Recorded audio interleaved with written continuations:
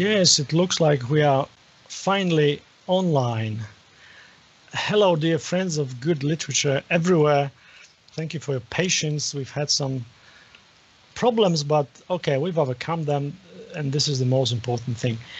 We are at the end of the first day of home book fairs organized by Wydawnictwo Poznańskie, and this evening our guest is Laura Lindstedt, the author of this magnificent piece of writing called, not the other way around, called Oneiron. Hello, Laura. Hello, this is the original Finnish book, so I wanted to show this too. Nice to be there. I love the cover, but actually I have to say that this one, maybe it's not better, but it's so good. I just love this. Very beautiful, and I think that my style as well. Yeah. Great. I mean, this is also important, you know, the cover of the book. But okay, maybe I should introduce myself. My name is Sebastian Musielak, and I'm a translator of Finnish and English prose, and I'm also happy, proud translator of Oneiron. And the novel was just published a week ago in the legendary Scandinavian series of Wydawnictwo Poznańskie. And I wish to remind you that for the next few days of home book fairs, so till Sunday, from today till Sunday, you can buy Oneiron and other books by Wydawnictwo Poznańskie half price. So I think it's quite a nice deal. And before we go on, I have to issue a word of warning on possible spoilers because, you know, as you might expect, we will be talking a little bit more than it's written here at the back of the book. So we might spoil you maybe a little bit. I try to warn you in this whatever spoiler is going to come, but I hope you also understand that we have to cover the book in more detail. I feel also free to put your comments and questions on the Facebook event page. I will try to keep an eye on them, but I cannot promise that I will do it, you know, as we go.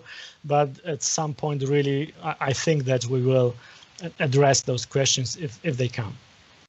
And now Laura Lindstedt is one of the most original, most intriguing, most exquisitely writing Finnish writers of this era. Laura has also worked as a literary editor, and she contributed to many cultural and literary magazines. And she also studied literature, philosophy, art history, and semiotics. And right now she's writing a doctoral thesis on Nathalie Sarraute. And tell us, Laura, how is your thesis going? Is it going to be completed anytime soon? I really hope that it will, because now I think it's the 18th year I've been working with it. And actually, we can talk about a little bit later about this. My previous novel, My Friend Natalia, here is a kind of parallel to my thesis, which has been so long process. But I'm now working with the last chapter. I promise this will be the last chapter, but this has been a huge process. I actually changed the language when I was writing it. I wanted to do it in French, and I spent years writing it in French and made a 2,000-page manuscript on French.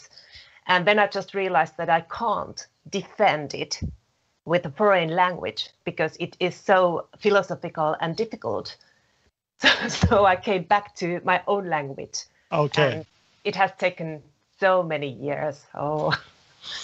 Okay, well, we can wait. So far we have lots of philosophy in your books, and actually from the very beginning of your writing career, this philosophy and, you know, existential questions were very important. You started in 2007 with your debut novel was Succed, which is Scissors. Scissors, yes. Yes, because my pronunciation might not be perfect, so Scissors. This was your first novel about a lone Finnish woman who adopts a Chinese girl, and they have no way of communicating to each other because they don't have a common language. And this was your debut was, of course, very well received and was nominated for the most important, most prestigious Finnish literary prizes, Finlandia Prize. Your second novel was Oneiron, so the one we are talking right now, and it was published in 2015, so 8 years later. And it was not only nominated for the Finlandia Prize, but it also got it. It was also nominated for Runeberg Prize, which is another very important, very prestigious Finnish literary award. And it was also nominated for Nordic Council Literary Prize. And so far it's been translated to 12 languages. It's absolutely fabulous work, but I hope that you will find out it for yourselves. And already 4 years later, so in 2019, you wrote Ystäväni Natalia, the book you just showed us.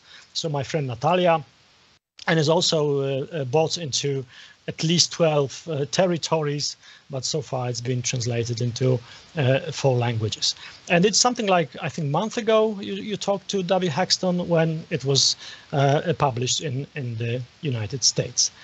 I just wanted to ask this question because, there are so long, such not huge, but there are long spaces between those books. And why is it so? Is it that it takes so long for you to write a book, or is it simply that you have other things to do, life to live, and actually you write quite quick, but other things takes your attention away? How is it with you?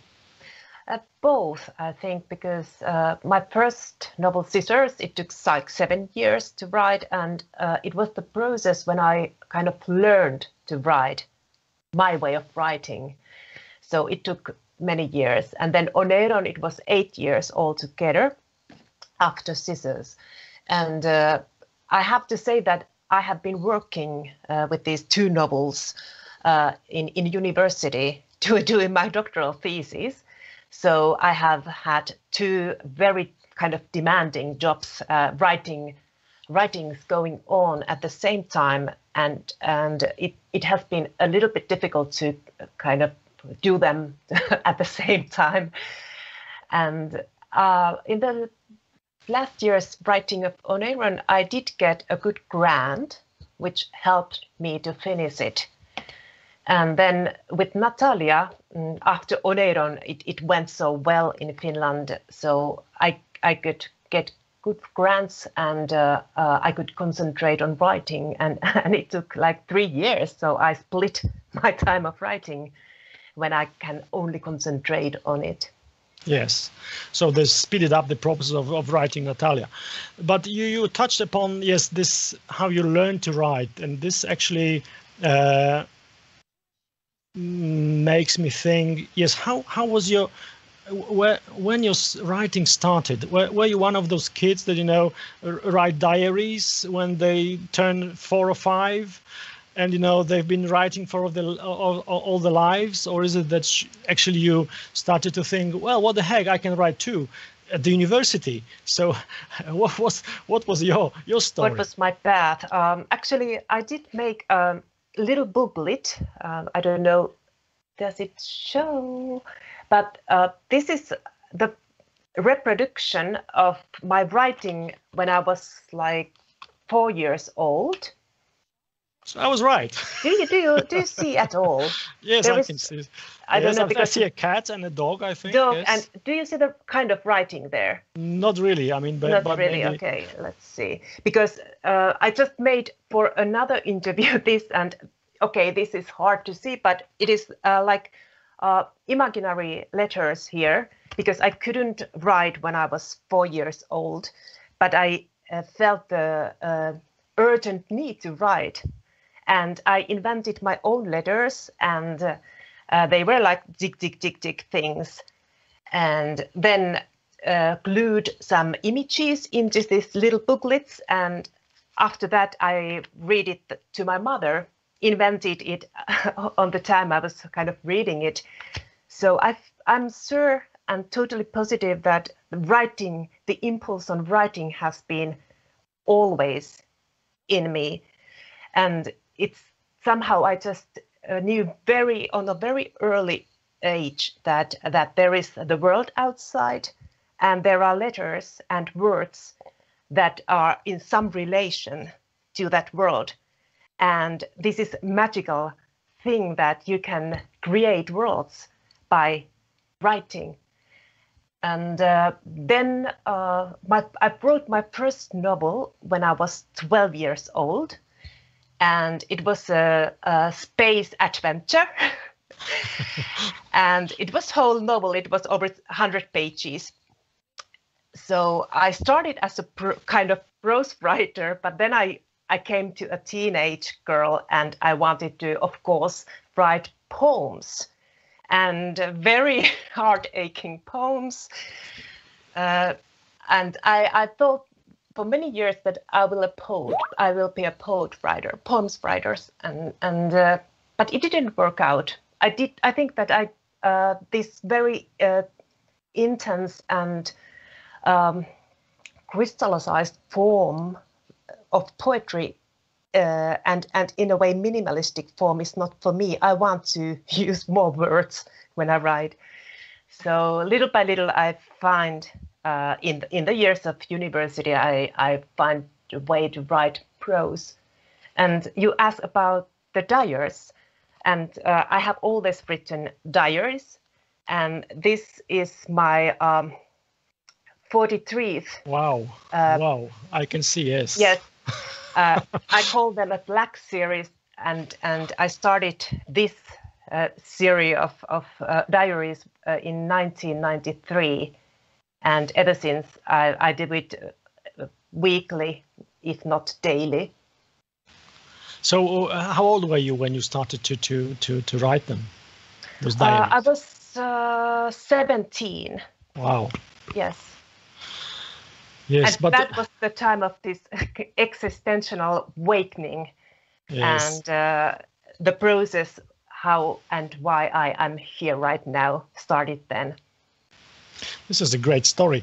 I've never heard that, so I'm really happy also that I was able to write to ask this question and get this answer. And I can see that from the very early age you were really experimental, keen on experiments with language, and this is actually what Oneiron is about. And yes, today we're talking about this book, and of course, maybe we should start from the very beginning, or the main thing, which is the title. And I have to tell you that it is not, misspelled one iron. I mean, this is not a book about how to make your t-shirt looks smoother. No, it's not about that. I mean, this Oneiron, it's in Finnish Oneiron, because stress the first syllable. But explain to us, please, Laura, where did you get this name from? What does it mean, if it means anything? Yeah. What's that? Yes, the title is the same in each translation, wherever it goes. So that's a strange story, because I had started to write this book. I knew it will be set up in the afterlife, in a white space, but I didn't have the title yet. And then one day, I think that I was in my mother's and father's house, maybe in northern part of Finland. I'm not totally sure where I was, but this word Oneiron just came into my mind very strongly. And it was like a worldly vision, I would say. And I started to kind of taste it in my mind, and I didn't get away from it. It was there, and I knew that this will be the name of my novel. Of course, after that, I went to Google, does it mean anything? And to my surprise, I found out that it comes from Greek, and there is oniric, and it comes to French languages, oniric, which I didn't know, consciously at least. And it means sleep, which is so amazing thing that you have this weird word that is not a Finnish word at all in your head, and it means sleep, which is euphemism for dying. So I feel that that was a gift somewhere to me. I don't know. I can't explain it. Yeah, it's a great story. Actually, do you believe in those things that you can get an inspiration out of somewhere which is in any way which you cannot explain in any rational way? Are you keen on those things and ready to accept them, or how do you deal with this fact that the word came out from somewhere into your head? I'm not very spiritual person. Maybe I don't. At least I'm not yet very spiritual. I try to find logic and rationality in things because I trust in science and I trust in cognitive analyzing of how brain functions and so on. But I believe that there is so much things that we do not consciously understand, but we get we take them in and process it somewhere here.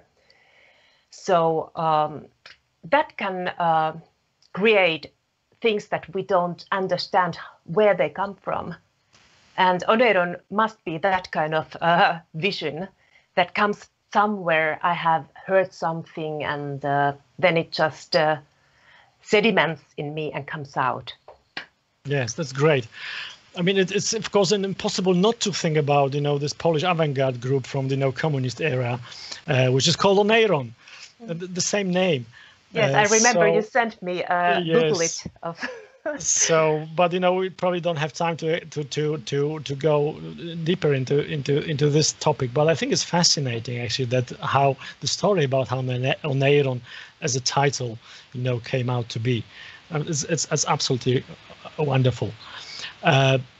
So Oneiron was of course praised. I already told about these nominations and in Finland and abroad, and I'm not going to cite any of them because it's pointless. I think the most important thing is for you, dear readers, to take the book and delve into it, dive into it, and see for yourselves whether it's good or not, because it's not the prose that you're going to leave cool or something. It's either something that you will love or something that you will hate, probably. This is my guess. I have to say that that's so true, because a couple of days ago there was in a literary FB page in Finland question, what is the book you really do not recommend to anyone? And I was that masochist that I scrolled it through. It was over 200 comments on it. And of course, Oneiron was mentioned very, very many times there. So I think that it is a book for some people who really can love it deeply, exactly, but also some people really hate it deeply. Yes, and I think actually that, and I would venture into this kind of thinking that if anyone likes this kind of dense prose, because this is what it is the question of reading each sentence very carefully and trying to imagine what it means, what evokes in you. So it's really a very slow process. Of course, you wrote this book for a long time, so it would be only fair for readers to read it also slowly and digest it slowly. So I think that anyone who is into this kind of reading will love it. That's my guess. Yes, but of course you have to, dear readers everywhere, decide on yourselves. But of course, as already Laura told us, there were some critical voices, and of course Oneiron as a phenomenon created talks and even shitstorms, I would say, on different topics. And maybe we'll some critics, I would say, and we'll of course come to that later if we have time. But there's also one thing that I would like to say about Oneiron and about Laura. When you were receiving a Finlandia Prize in November 2015, it was a receiving speech. It was very televised, very widely covered event. Finlandia prizes really think that, makes Finns, going. They are really keen on seeing who's going to be elected, who was, elected on for the shortlist and things like that. Of course, then the receiving speech of the finalists is always, widely debated. And in this speech, you said something that, is thing that has to be known, and I decided to even quote a part of your speech, and I hope you don't mind. So now I quote: "Finland is very consciously being turned into a class society. My grandfather was a peasant. My great-grandmother was an itinerant nurse. My grandmother was a switchboard operator. My own mother was already able to be a teacher. Our family believed and still believes in education. Yet I say aloud what our leading politicians have shoved in to replace the ideals of education, erudition, science, and truth. Instead, we find deceit, illusion, consumption, and strangulation. All of these short-term pseudo-solutions whose impact will be suffered by future generations unless these decision makers soon awaken from the innovational dream." So we have again this word, and again we have Laura, which probably you don't know. Laura is a person who speaks up about injustices and things that go wrong in the society. And of course, this is probably shocking for us who heard in the last few years that, modern Finland is the country known to be populated by one of the happiest nations in the world, and with one of the best education system on the planet, with equality in the social and political life and human right consciousness that we can only dream about. So this is shocking, of course. And we're not going to, maybe, of course, you can comment on that. But now I'd like to ask you this. Has now situation improved when you have this, dream team, all women, or maybe not all women, but, women occupy the most important places in the government in Finland right now. So are you now more happy with Finland? Okay. Huge question, I must say. Yes. So I try to say something. I first want to say that, of course, many things are great in Finland. For example, we are the second best country in freedom of press after Norway, and that is a great thing, and many others.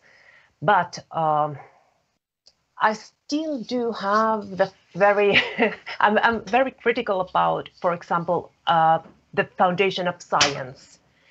Nowadays, it was a couple of days ago then our cultural and education minister Annika Saarikko, who is a female, but never mind, just announced that okay, they are going to cut was it like 35 million euros from science each year. And when we have this kind of country that you can't cultivate the land during the whole year, we have a very heavy winter time, and we don't have oil, we don't have many things, but we do have our brains. Then would it be something that you should support? And I'm happy that I was proud when Sanna Marin, our prime minister, did have her face on Time magazine cover. And when the pandemic started, these 5 women of government, they ruled it very well. And I felt proud of our administration. But nowadays, we just need to go onward, and see what is done, what is said. Is it parallel to what is happening? Is there enough transparency in the politics, for example? I think it's not. So many questions we need to be aware, and not just look at the Sanna Marin's face and be amazed.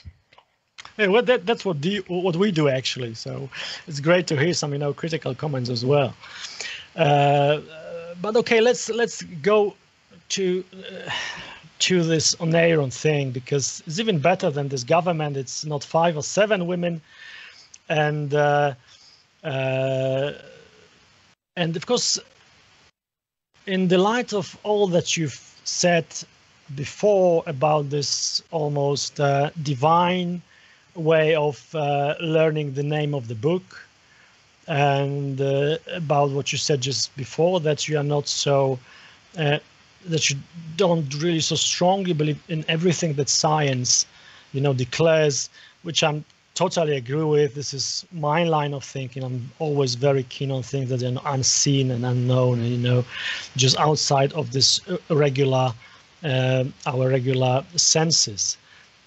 So the 7, of course, which is very mystic, very one of the oldest probably magical numbers in the world, just like 12. So the number of the Polish translation, but. Is it, did you choose the number, consciously, or was it just spring out to your mind again as some kind of, divination or intuition? Of course, the number 7, as you said, is very symbolic and widespread in different cultures, and there are 7 deadly sins, for example, and we do have, of course, the Finnish national book novel, Seitsemän veljestä, 7 Brothers, written by Alexis Kivi, our national author, in 1870. So, of course, you cannot not think of 7 brothers when you have 7 women from Oneiron. It's kind of totally clear that this reference in Finland. But actually, when I started to write the novel, first I thought that there would have been 9 women. And that is another number I really love and like. I don't like even numbers, I like odd numbers. And I felt that 9 is good, but then I understood it's too much. 7 is enough. And 7 is the accurate and perfect number. Yes, I totally agree. I mean, it fits so well. And not only because of those references to Finnish culture and, general human culture, but again, it's just ideal as a way of our ability to process, those stories and, follow them. So, okay, we have these 7 women. They meet in a strange place. They have from different countries, different continents, different backgrounds. They are old, middle age, and then young, and they arrive in this wide space. This is for them. For some of them, it's very important in a certain order. So now I will recall this order, and this is the list. So first was Shlomit. A Jewish American anorectic artist from New York. Then we have Polina, a lone middle-aged Russian accountant from Moscow. And we have Rosa Immaculada, a young woman from a Brazilian favela who got a heart transplant. And Nina, a pregnant rich French woman. And Vlgis, whatever it is pronounced, I really don't know, but probably that. At least that's what I can do. So Vlgis, an old Dutch woman with an orange wig, and Maimuna, a young Senegal girl who dreams to be a model, and Ulrike, an Austrian teenager from Salzburg. So, and my question is, where did you get those names from? And, why these nationalities? What, you could have chosen anything, but, you've chosen them. So I'm really keen on, hearing, because since I know that you have polished each and every sentence to perfection, everything there, you've worked with this novel for 8 years, so everything must be thought out, thoroughly. So I want to hear, the explanation. Why them, and why those names? Why those countries? Yes, there are different paths to these characters, of course. Some of them were, for example, Shlomit. I felt that okay, I want to an artist, and I want that this artist takes inspiration out of her cultural background. And then this came like a little by little, the understanding, okay, I take this huge Jewish culture and put her in New York. And it came just, things follow other things. And some reasons for choosing a country were just that I wanted to visit it for background work. Or I had already done it, so I knew something of it. For example, I have been in Bergenska Eagle's Nest in Germany, where Ulrike is doing a waitress job, the Hitler's place, which has been made in a restaurant and like a view place on top of the mountain. So this kind of place is just, when I go there, I feel that I need to put a character in it because I just feel it. Many processes, again, come from intuition. And I think that part of my writing, and I think it's everybody else's writing as well, is that I'm very alert to take things that just jump into my mind and ask them why I feel so, why I have the feeling that I have to do this way. And okay, Blickpis, you mentioned the Dutch name. It's not actually real Dutch name, it's a pseudonym. I have invented it. And because Blickpis has throat cancer, it's totally visible from the start that she has a hole in her throat. So it's obvious that she has died in cancer. And I wanted to find a language which sounds very difficult to pronounce because Blickpis can't talk. So I thought that, okay, Dutch is, to me, a very difficult and alien language. And then I created a name with so little vocals as possible, so that it is almost impossible to pronounce. So it is an image of Blickpis, her name, and where she comes from my perspective. I have played this kind of language things very much in the novel. Yes, this is actually quite interesting, because actually I was asking a few days ago about this name, and I got this answer: there is no such a name. So I was very keen on hearing this, and of course it only supports my my sureness that you really thought out everything. So this name, and how it corresponds to this difficulty in speech, it's just great. And actually I was in Berchtesgaden myself there, and so actually it was very nice to visit this place again with Ulrike. So so the 7 women, they meet there and they have the bodies. This is something they retained, but no physiological functions. So they've stopped sweating, urinating, defecating. That's the things that they notice, and they can talk. This is interesting, even though there is no air going through the vocal cords. So it's difficult to explain, but they can communicate. And this, and even if they don't have the common language in the beginning, for example, Maimuna's words are translated from French by Nina, who knows some English, so they communicate in English, and everything goes well in a sense. But we have already this problem of communication. Everything is stripped off, and we have only talk, only this ability to communicate and think. And how do they use this ability to talk? I think it's important, because this is this main topic, I think, in the first novel, when you had these problems with no common language and scissors between the woman who adopted the child from China, and they didn't have any common language. In Natalia, in a sense, we have the problem of being over communicative, so it's too much maybe, but again it's also the psychotherapist situation where the language is again the most important thing. So yes, why? Yeah. Could you comment on that? Yes. This communication here. Actually, I have been always passionate about this theme of communication because it is so difficult. It is sometimes almost impossible.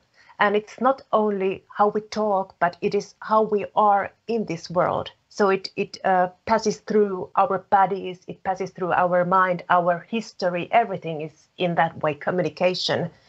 And an act of violence is sometimes communication. So it's very widespread theme. And I'm not interested in plot lines. The stories come as a side product in a way when I write. There are many stories in Oneiron, that's for sure. But still, the first thing is the setup of the novel, that you are in the middle of whiteness and you don't have any kind of, you can't see anybody but these other women there. So you have to get along with them. And you really, if you want to mentally serve, they can't die anymore in that way. But if you want not to lose your mind, because they do have the mind still, you need to communicate and find the way to deal with the situation. And this is this is a story of collaboration, creating the new reality of what is left. And what is left? These women, there is nothing else. Yes. So you have to build the new world with stories. It's like a Decameron. You are stuck in a place. You can't move actually anywhere. But you still have to do something. Otherwise you will be lost. Yes, this being lost is a very interesting topic because, they are really lost. But on the other hand, when we are, following Ulrike, which is the last person to appear in this white space, the other women had already started to organize themselves, and they have a place somewhere, which cannot be seen from the place where Ulrike, appeared in the white space, but somewhere there. And of course, you have to go there. They go there. There is a place where they kind of recreated a home or a fireplace. So this, very primordial setting for people, for humankind. We are really going to the beginning somehow of this being a human, when people who cannot really communicate in the same language, they start really somehow to get together. So collaboration, yes, you mentioned that, but also, they prepare a kind of fireplace. So for that, and now a little bit of spoiler here, I warn you, they take out the wig from the Wildebeest's head because it's red, maybe orange, but it's, really, it really looks like flames. It's wonderful, beautiful wig, and the story of the wig is also one of the best, I think, stories from the very many stories that are there in Oneiron. But so they make a fireplace, and also from, a piece of garment that they, still left on them, they made a kind of, a home, a sofa where you can sit and, and relax and talk. This is a wonderful picture, and I really love it. Yes, there is one thing that inspired me very much when I created this home from the clothes, and it's Lars von Trier's Dogville, the film, where there are no walls, but you just see the lines, and people are actually walking and living there as it would be a house. And I feel that they really need to construct a kind of normal life there, where normal life doesn't exist anymore. And they do lose their senses. They don't smell, as you mentioned, that they have only they can hear and they can see. And actually they can move, because the Wick and the other women, they can kind of measure the distance by seeing each other. And but because there is no physical laws anymore in a place called Oneiron, maybe, then they have to use their imagination to imagine how to walk. And they can kind of find the way to proceed in the whiteness, in the emptiness, because they have so strong minds. Mm. Yes, this was very interesting, and also touching the way they started to. In the beginning, they argued, and of course, this may be also symbolic that the American, argued most visibly and most noisily with the Russian. This is something probably that that probably again I think it's not accidental. So Paulina really got strong discussion with Shlomit. Mm-hmm. And those stories are great, but the important thing is, and maybe I'm just going a little bit ahead right now, but it looks like those stories are not enough, because of course they can recreate something, they can try to go back, reminiscent on their lives, fantasizing about how they died, probably, because they are by now they are sure that they've died, but they don't know what we're going to be. And afterwards, of course, they are trying to somehow try to imagine what's going to be, but it's not the words by means of which they proceed further. Mm-hmm. It's Rosa Immaculada who probably the least ready to talk. Mm. Yes, she finds the way to move on.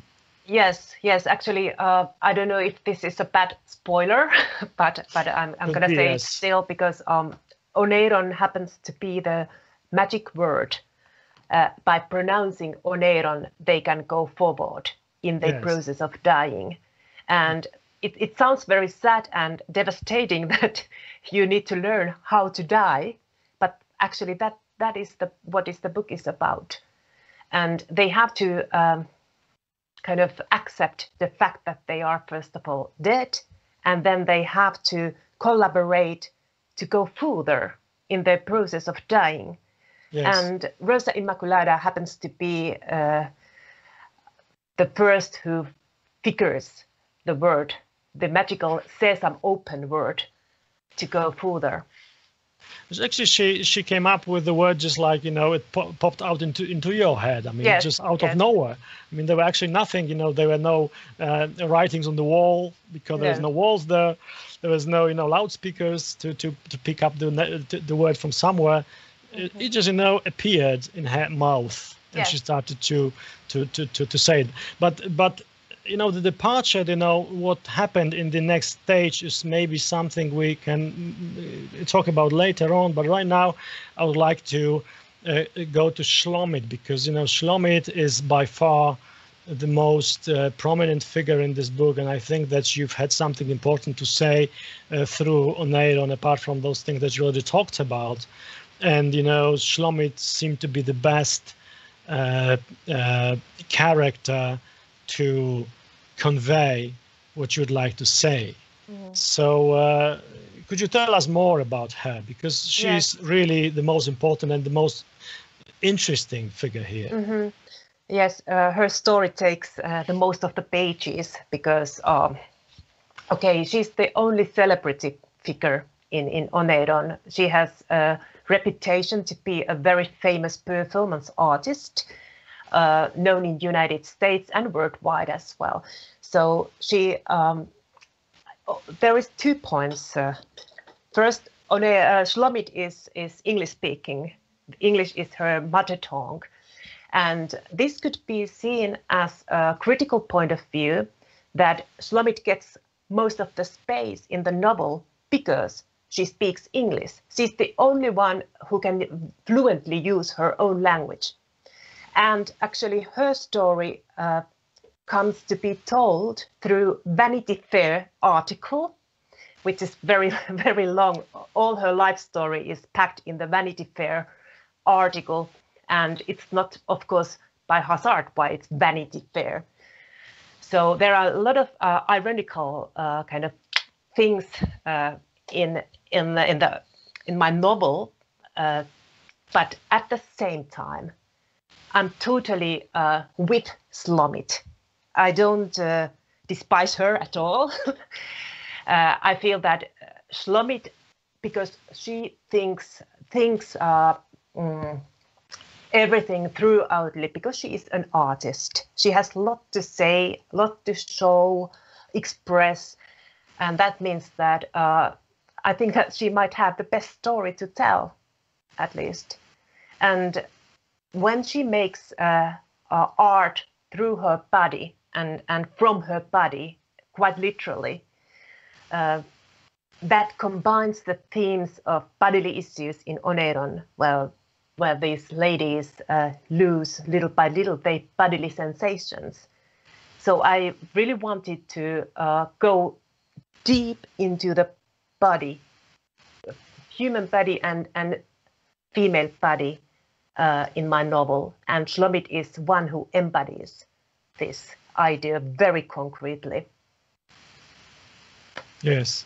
Yeah, this was very interesting about this, why Shlomit gets the most space in the book, because it's been noticed by some commentators. But of course, I think that it's really refreshing to and instructive to hear what you have to say about it. It's really, again, not a thing to be despised by the book or to be thought about like, the flaw of the construction, why there is no, there is no enough space or even space given for each of them. But really, it's just, the reflection of this unfair situation that really is the one who can speak her own language. So her story is really the most fluently and eloquently said. But you said about this Vanity Fair and things that you that are ironic there. So I think it's a good time to ask about the Omniscience Narrator, which is there, which in a sense relates the whole thing, because at no point I think there is a situation when each of them would be given her own voice. Everything is retold by someone. And yes. If someone knows everything, and if the someone knows everything in the space which is beyond life, which is between life and real death, total death, complete death, so it must be some supernatural or magical force. Do you have anything to say about that? I'm very keen about this Omniscient Narrator. Yes, the narrator is almost omniscient, because in the Oneiron is split in two parties. First one is very large because all the stories is told, the women's story is told there. And the second part of the novel is much smaller, but that is the way how they die. And in that place, and that second part of the novel, the narrator uses once the word we, pronoun we. We do not understand everything. It's not this, I can't remember what was the phrase, but the idea is that the narrator once says that, okay, this is beyond our comprehension. And in the first large part, the narrator is omniscient and controlling the world, getting the information even we need, of course, because this is like very fluent with information. I think that the narrator is in the way 8th character in the novel. It is so important. All the minds who speak in the novel, they are filtered through the translator. No, this is great. Error. You're right. Freudian error, but I love it. Okay. I love it too. Narrators, consciousness. There are different levels of consciousness going like this, and there are no singular voice. Everything is in a way plural because the narrator is there giving the directions to the narration and so on. So narrator is really, really important figure, even though I don't think him or her or whatever as a human, but absolutely as a consciousness. Yes, before we move on to this smaller, more magical parts of Oneiron, I would just like to ask one thing about Shlomo. We are not going to go into too much details, not to spoil, but one of the most sassy and also touching fragments of Oneiron are, for me personally, depictions of her performances, Shlomo's performances. And I know that you're a keen performancer yourself, and I would like to ask if you made up those performances yourself, or did you get any ideas from somewhere? They are just absolutely wonderful and great, and they really do have this touch of greatness and of celebrity, of thing that is worth being in Vanity Fair, is something that an artist who makes such performances is really worth this all-national sorrowness after her departure, after she departed, after she died. So tell us more about those performances. Yes, I did made up the performances. They are not, at least as I know, they are not there in the art history. Of course, somebody can done them, but I don't know it. So I invented them. But of course, there are figures, and most important, prominent model for Shlomit, role model for my writing was Marina Abramovic, who is also an artist, performance artist, who makes art through her body and kind of expresses her pain through her art and tames it through her art, and that is the same impulse that Shlomit has. Yes. Okay, so far we've been talking about women because it's a book about women, about how to be a woman and how to die as a woman, and or a human. Yes. How to die as a human. I really hope that men or whoever can read the book and find some kind of identification, maybe, or because we do have the same inner feelings and motives, and people in the deep beneath every cultural level, we are the same. So I really hope that it is not only women who read the book. Yes, I do hope too, but I wanted to really use this word woman because there are men in this book, and this is why I used the word women on purpose, because this is not only, as you said, a book about women and for women. This is for everyone, but there are men there, and it was not mentioned in the critical appraisals of the book often. At least I haven't seen, but there are men, and they are playing really bad roles in the lives of those women, and especially in the lives of 4 or 5 of them. Some of them are direct cause of death. I'm not telling right now who was murdered and things like that, but one was abused by one of the women were abused by a alcoholic son and drug user.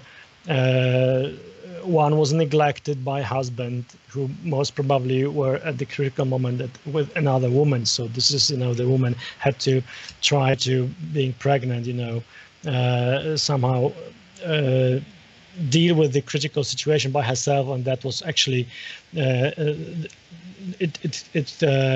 was the indirect cause of her death. So men are there, and maybe I thought that because of that, this is a kind of manifest, this book, that you are showing that this oppression is still there. Oh, did I lose my image? Yes, you turned black, but maybe it was on purpose. No, I didn't do that one. Okay.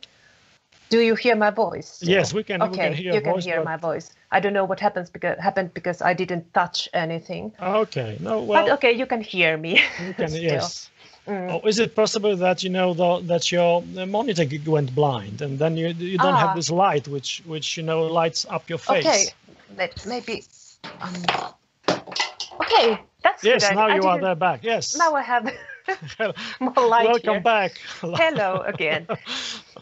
That is, I have been asked so many times about the men, why there are no men in. Well, there are really. They are in the stories that they tell. Yes. But I would say it's not manifest, and I wanted to create this afterlife that there were only women, because if there would have been concrete males, for example, then the whole dynamics would have been a bit different, and that wasn't something I wanted to explore when I wrote this novel. I wanted to investigate the sisterhood and women's solidarity to each other, even though it's not easy. And the men are told via the stories. That's true. I wouldn't say that the men in the stories, of course, they are, that good drama comes out of conflict, as you know. And they all have wounds and tragedies behind them. And yes, men are some part of it. That's true. But these ladies, they are not saints themselves, neither. They are not perfect people, but they have the possibility to tell their stories. So as a reader, we can understand them more completely than these males who are just as side figures and referred as from the perspectives of these wounded women. So if all those men would be put together in Oneiron, then the whole novel would have been totally different, and then we would have their stories there. But I didn't want to tell again one male story with 7 male characters. I wanted to focus on women's stories. So would you say that you're writing women's literature? Do you even like this term, or is there anything like this? It's not, in that way, it's not intentional. I write what I have to write. And now it happens to be that I have written 3 novels, and all these are female characters from the first one, mother and adoption daughter, and 7 women, and now Natalia, the narrator of Natalia. You don't know, is it a man or a woman, but still. So I think that I'm not just yet through with the subject of womanhood and femininity in my writing, but it's not a manifest. I can't possibly think of writing with an agenda. It's not what I do. Okay, so I'm not really pursuing any genre. I don't know. You don't go with lines. I think because one of the names that is used to characterize your writing, as this new weird or psychological novels. But I wouldn't really say that you, as an experimental writer, would like to have any of those etiquettes. I don't feel that I need them. I understand that sometimes they are needed into marketing purposes, of course, but that's totally another level than writing. I don't think any labels when I write. Okay, yes.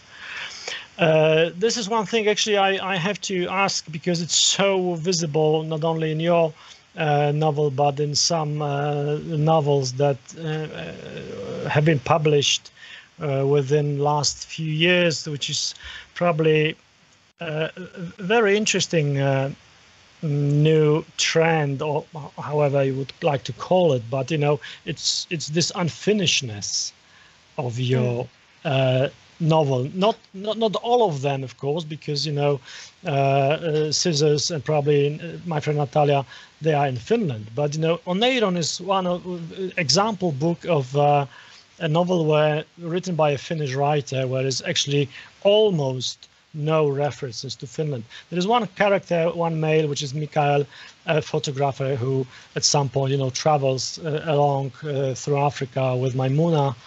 And he's actually the only Finn in the book, and it's, he's mentioned only a few times in the story. So why that line of writing with being internationalized, or whatever you call it?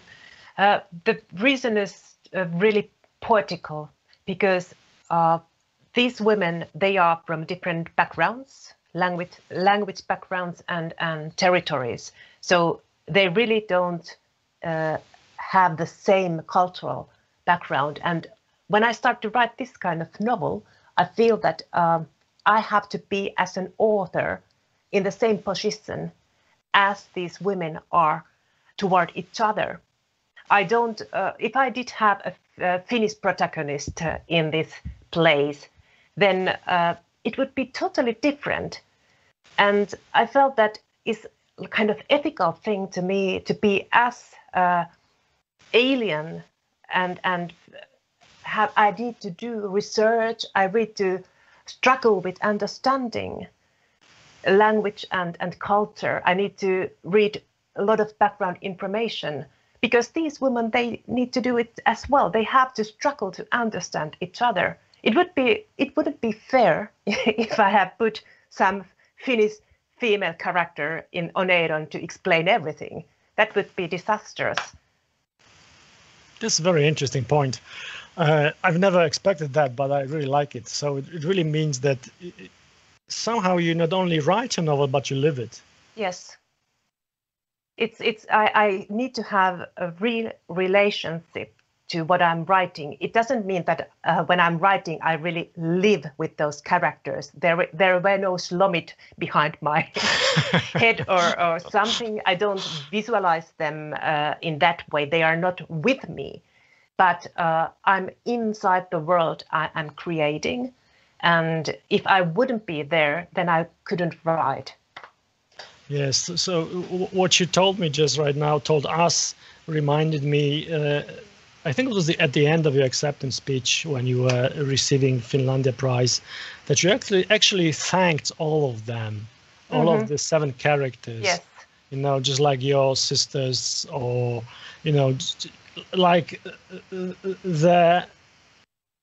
if they had been there with you at that time.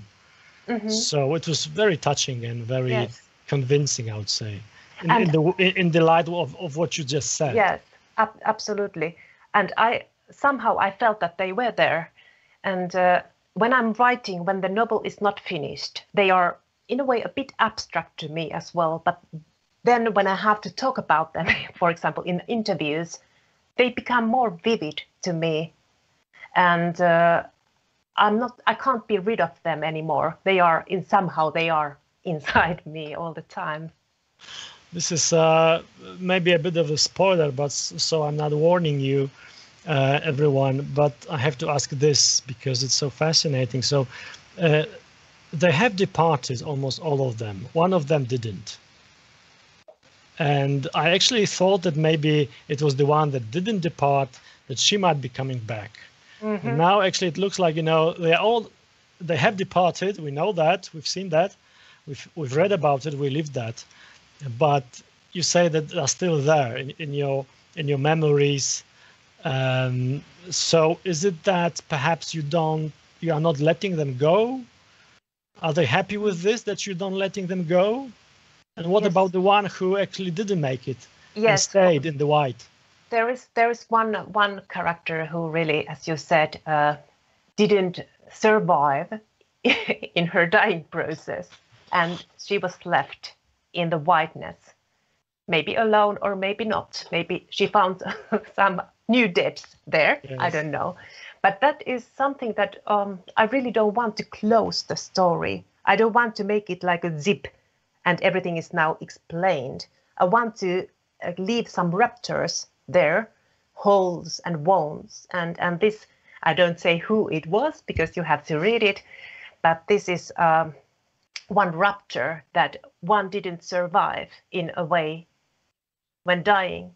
She was left in a way half-life there. And it can start, many people, readers have said that they have thought about what happened to her.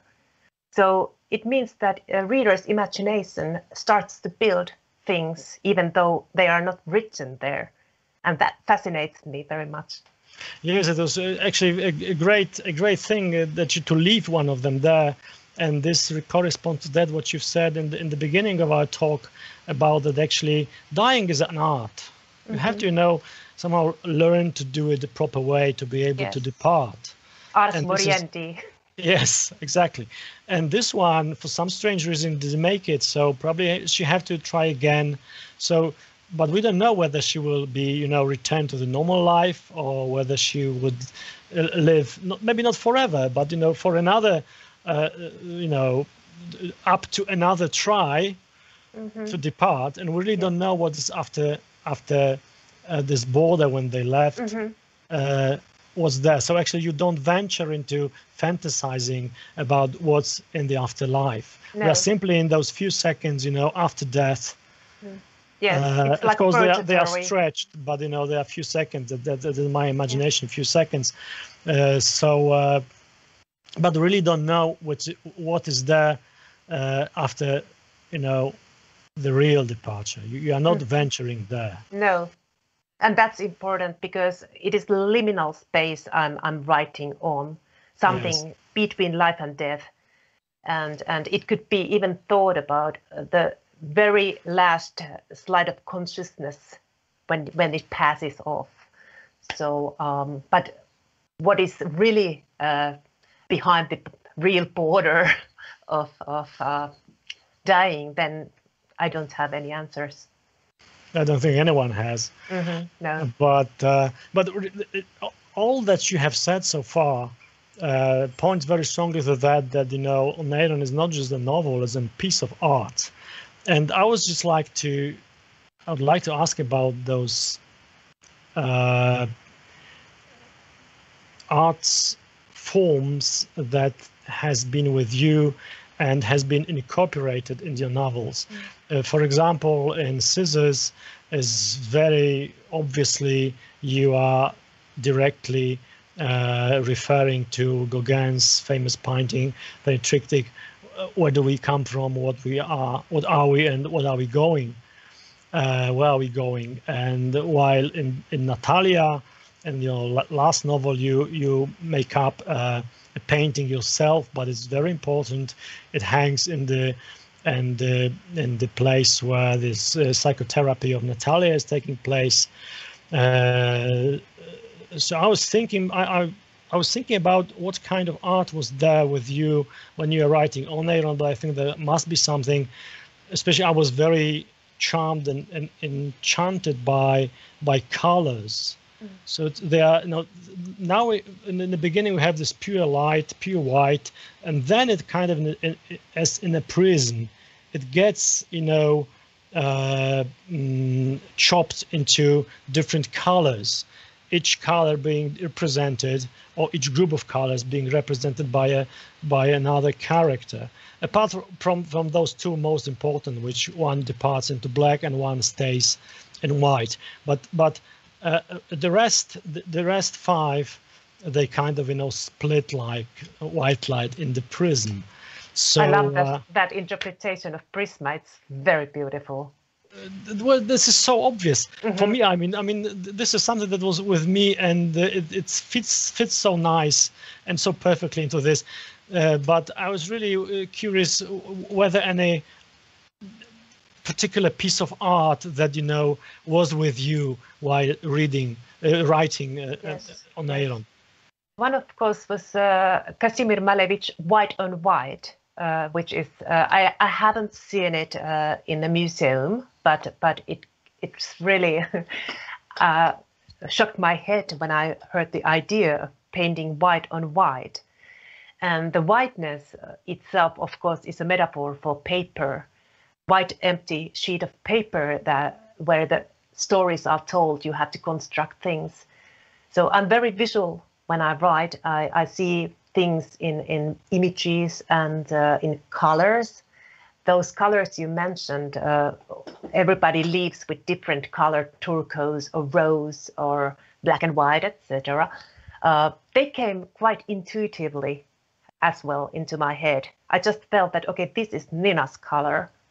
And then I kind of colored her departure with this color I had in my soul or mind. But Oneiron is not filled with paintings as Scissors is and my friend Natalia is. But there is, as I mentioned already, Lars von Trier Dogwille film of him, which inspired me a lot. And music as well. There are lines of Scott Walker. Ulrike loves Scott Walker's music, and that was part of me. For example, when I made a background research in Salzburg, where Ulrike is from, I just walked there with my headphones here and listened to Scott Walker music. So music was important in Oneiron. Yes, Scott Walker is very prominent there, and it fits in this Ulrike story, and this one-eyed man absolutely fantastically in this Berchtesgaden and in this setting.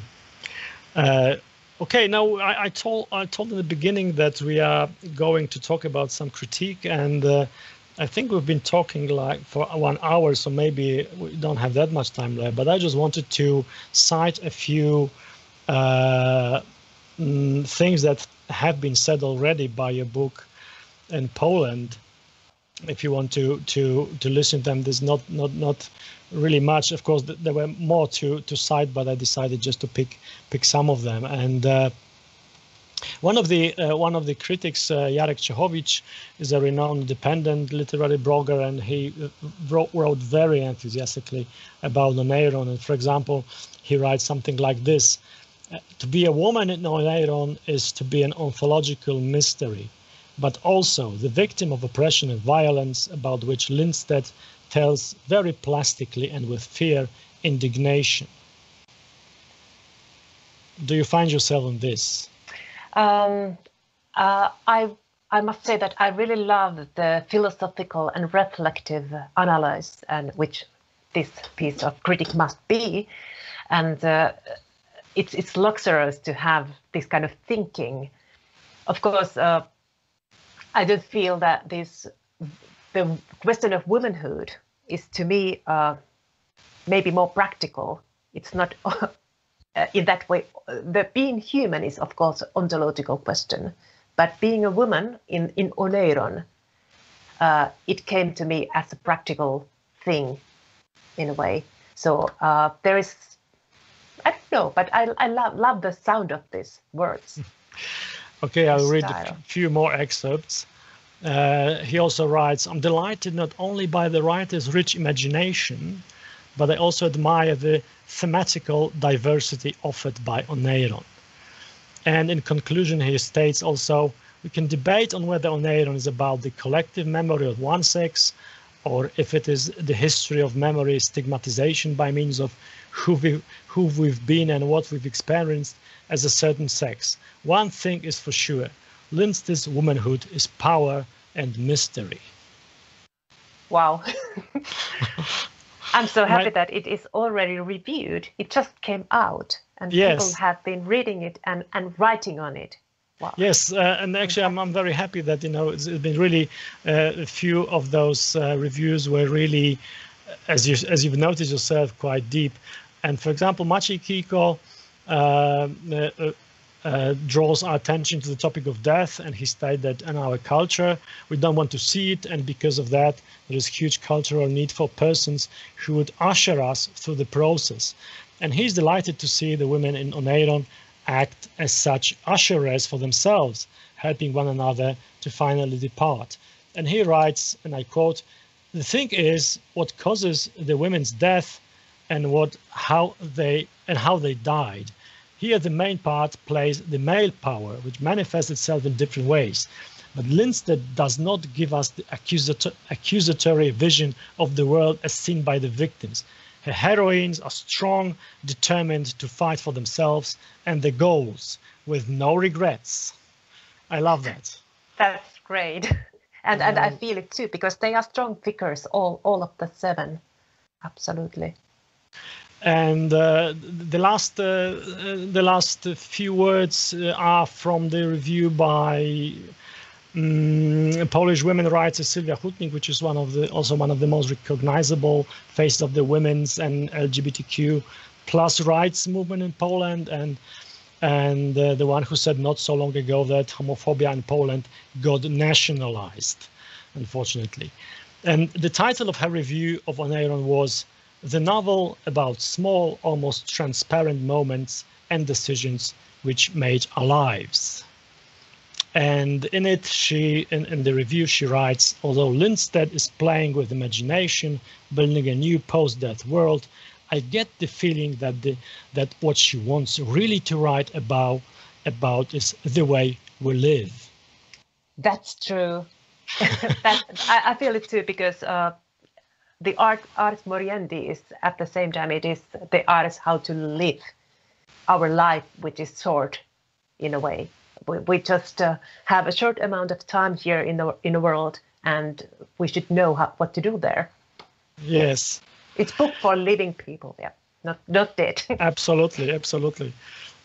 You read it and you really have a lot of nice philosophical, food for thought for quite a long time. And actually, I think we've almost done, or probably we should be ending, because it's probably, I think, something like 70 minutes we've talked. But maybe in the end, I would like to ask you about this, because it's also kind of a thing that was very topical lately. So the question about who can translate whom. And of course, this was this famous shitstorm about Amanda Gorman's performance, and who should and who can actually, who is allowed to translate her as an Afro-American young poet and activist. And for example, when Marieke Lucas Reineveld was appointed as her translator, of course, Amanda knew that, but it appeared that it was so shocking for people, for some at least, that a white person who is not referring himself, not talking about himself as a male or female, and with no similar political and social experience, so it was felt unacceptable that such a person could translate Gorman, and in the result, Marieke Lucas Reineveld resigned. So what do you think about that? Can I, as a male, translate your book? You are a female, you are writing about women. What do you think about that? I mean, is it any sense in that? Or maybe there is some, I don't know. I can only speak for myself, of course, in this subject, but for me, the most important thing is that the translator of my novels, or whatever genre they do represent in the future, that the translator is very talented and working hard and ambitious. And I like to collaborate with the translators that make them feel free to ask questions if they have any problems. I want to be there to answer. So the end result, the best possible translation is the most important thing to me. And I do have men and women as the translators, and the sex doesn't matter in this subject to me. Well, I'm very happy to hear that, because, one never knows how it is. I would be really, unhappy if someone told me that you really cannot, translate, our female writers because, you are male. So sorry. No. And then I'm very happy that I was able to I'm privileged really to be able to translate you. I'm happy that I had you as a translator. Thanks a lot. And I think that maybe there are not so many questions, because I think that because of our problems, technical problems, people get caught up. They thought that maybe that there won't be any bloody talk at all. So I don't know. I have no signs of any questions. So maybe they will come up later in the comments. When people start to watch our recorded talk. Yes. And of course, here again, I would like to encourage all of you to put your comments there. We are very sorry for the delay, but actually we couldn't do very much about it. But we'll be happy to answer your questions, afterwards if you have any. So please do put those comments whatever the film is going to be, and we are going to. I think mostly Laura, because I presume most, if not, questions will be for you, Laura. So I hope that you will find some time and answers. So of course, please refer those questions in English, so Laura could answer them.